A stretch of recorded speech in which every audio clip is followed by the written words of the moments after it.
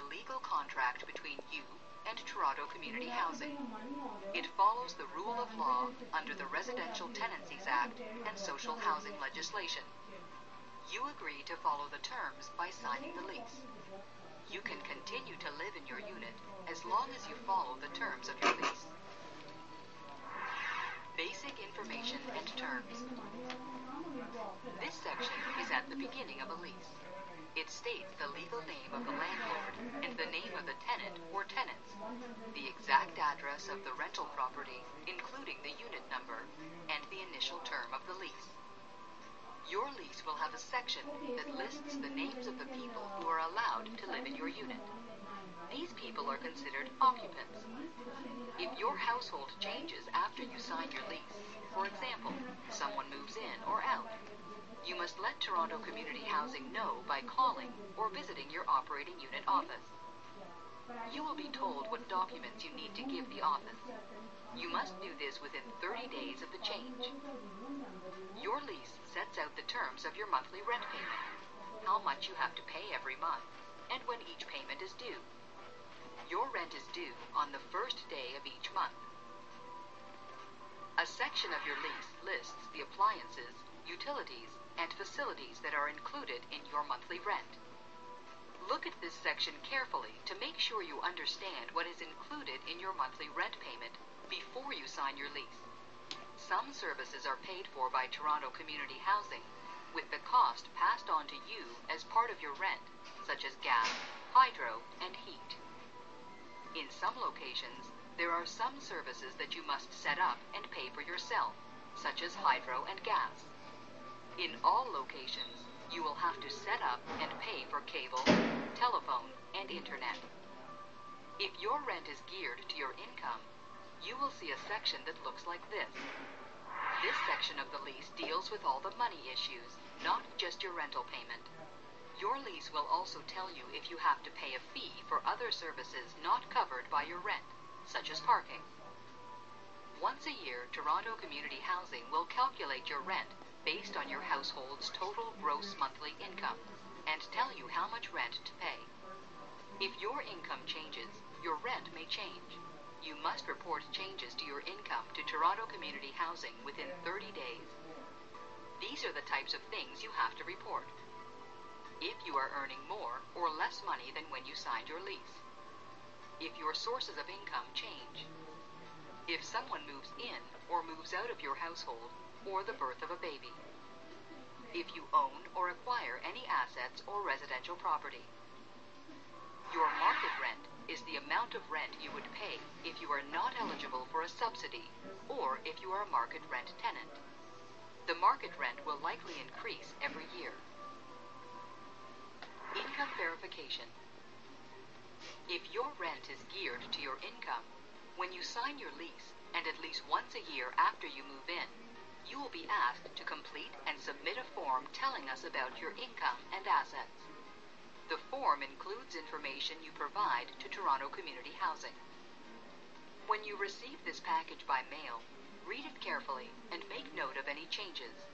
Then, attach the required information, have every member of your household who is 16 years and older sign it, and return the completed form in the drop box in your building, directly to your property management office, if you live in a building managed by a private management company, or to your operating unit office.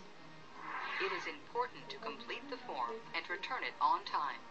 If you don't, you may lose your rent geared to income subsidy.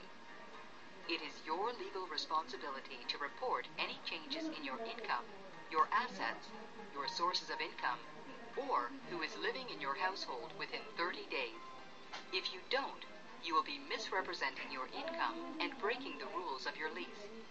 If you are found to have misrepresented your income, you can lose your rent geared to income subsidy, be back-charged rent, or be evicted. Tenant responsibilities. As a tenant, you and everyone living with you, and in some cases anyone visiting you, must meet all the obligations and responsibilities in your lease. For example, your rent is due on the first day each month. You must keep your unit clean and in good condition. You must repair or pay for the repair of damages caused by neglectful or reckless behavior. This is different from the regular wear and tear caused by living in the unit. You are not allowed to change the locks or add your own lock to your unit door. You must not disturb the reasonable enjoyment of other tenants. This includes not making too much noise, controlling your pets, and keeping common spaces clean. Access to the unit by the landlord. You are entitled to privacy in your home, but Toronto Community Housing staff may have to come into your unit from time to time. Your lease will clearly state the reasons why Toronto Community Housing staff, contractors, or other authorized persons can enter your unit. Toronto Community Housing provides its tenants with 24 hours written notice when possible before entering your unit. Some of the reasons are 24-hour notice for non-emergency repairs, improvement, show your unit to new tenants if you are moving out, test safety equipment, or to inspect your unit. You will not receive 24 hours notice of entry if there is an emergency. Moving out of your apartment. The Residential Tenancies Act has rules about how much notice a tenant must give a landlord before moving out. Your lease says that you must give written notice to Toronto Community Housing at least 60 days, 2 calendar months, before you plan to move out of your unit. The termination date must be the last day of the monthly rental period. Written notice can be a signed letter or a completed notice to terminate a tenancy form. You can print this form from the Landlord and Tenant Board's website, pick one up at your superintendent's office, operating unit office, or call 416-981-5500 to have one mailed to you. Verbal notice will not be accepted at any time. The notice must be in writing. Disclosure of personal information. Before you sign your lease, you will be asked to sign a household income and assets review form. The form clearly states the laws that Toronto Community Housing must follow when collecting and using your personal information. By signing the form, you give permission to Toronto Community Housing to use this information and determine eligibility for rent geared to income. Schedules. Things that are in the schedule include information about pest control, building safety, window locks, screens and balcony use, safety equipment, proper garbage disposal. If you live in a house or townhouse, you are responsible for cutting the grass in your yard or removing snow from your walkway and sidewalk. Two very important items to understand are, first, to check your smoke detector regularly by pushing the smoke detector test button. Don't tamper with the smoke detector or fire alarm in your unit. You must report any malfunction to Toronto Community Housing at 416-981-5500, your superintendent, or your operating unit office immediately. And second, your lease requires you to purchase renter's insurance.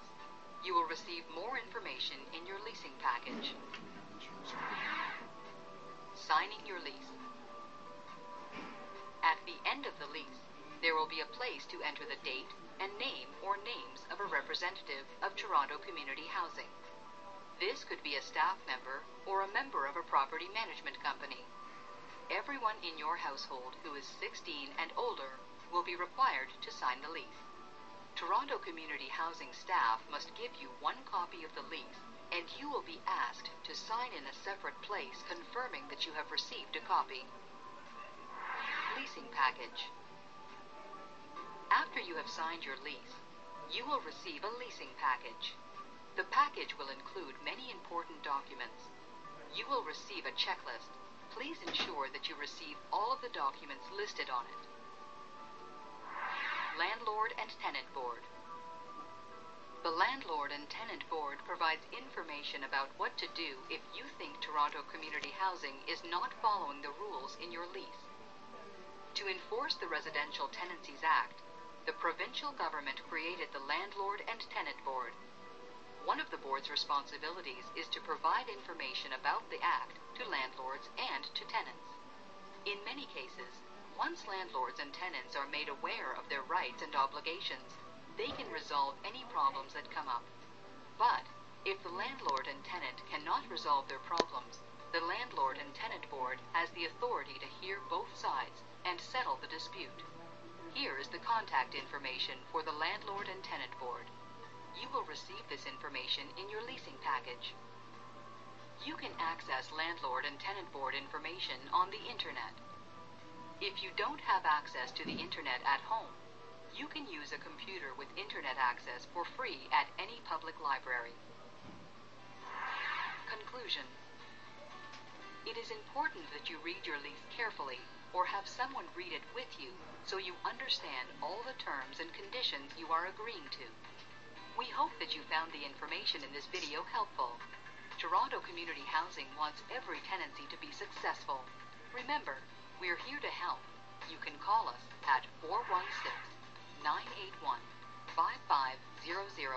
24 hours a day, 7 days a week. Welcome to Toronto Community Housing, and congratulations on your new home. To review the information in this video, you can either watch the entire video again, or you can select the chapter that interests you.